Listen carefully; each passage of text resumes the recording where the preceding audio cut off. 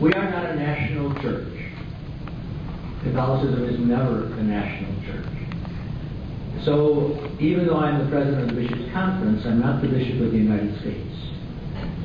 Nor am I the leader of the church in the United States. Each local church has its own leader, or bishop, who is directly under the Pope. There is nonetheless some moral authority, but without any kind of jurisdiction or any sort of real authority. But as president of the U.S. Bishops' Conference, I have to precisely speak for the bishops and not in my own name, as I could as Archbishop of Chicago. So Catholicism means that you are not an individual ever, that you're always related. And my position is relational, and so I have spoken with the administrative committee of the Bishops' Conference, and have spoken several times with Father Jenkins, and have written, and that conversation will continue.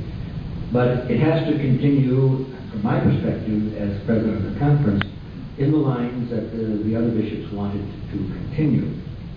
So that will, go on, and whether or not it will have some kind of consequence that will bring, I think, the University of Notre Dame to its understanding of what it means to be Catholic. That is, when you're Catholic, everything you do changes the life of everybody else who calls himself or herself Catholic. It's a network of relationships. So quite apart from the president's own positions, which are well known, the problem is that you have a Catholic university, the flagship Catholic university, who did something that brought extreme embarrassment to many, many people who are Catholic, including the local bishop, and Marianne Glendon, who is to receive the Laetare Award in the same ceremony, Cardinal Sean O'Malley, who is to receive an honorary doctorate.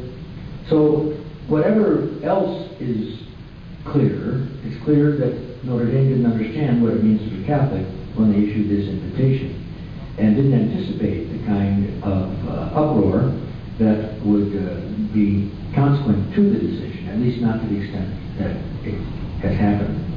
So I am, I think, doing what I'm supposed to be doing. And I would ask you to do what you're supposed to be doing. To call, to email, to write letters, to express what's in your heart about this, the embarrassment, the difficulties. The fact is, Mr. Obama is the President of the United States, and so that is an office that deserves some respect, no matter who is holding it.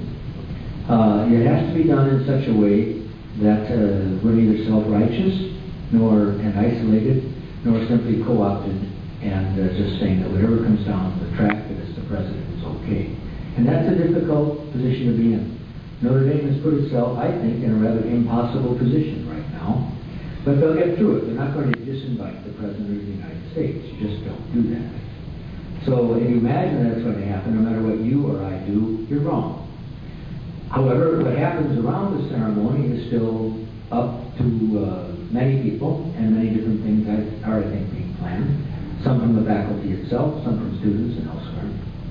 So you have to sit back and get past the immediate moral outrage and say, well, now, what's the best thing to do in these circumstances? I can assure you that the bishops are doing that.